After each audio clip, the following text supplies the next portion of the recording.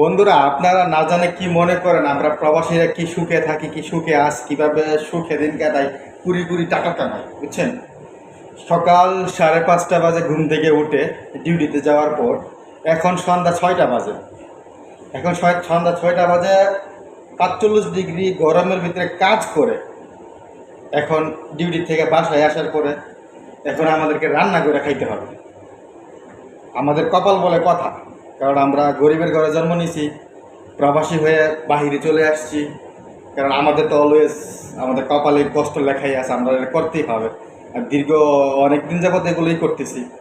তো যারা মনে করেন আমরা প্রবাসীরা সুখে আছি, ভালো আছি, তো আমাদের হালাত দেখলে আপনারা বুঝতে পারবেন। আমি এইমাত্র কিচেনে ঢুকছি, তো আমার অলরেডি গরমে ঘামতেছি, মানে ঘাম বায়া বায়া পড়তেছে। রান্নাবান্না এখনও স্টার্ট করি নাই, তবে করবো, এখনই স্টার্ট করব।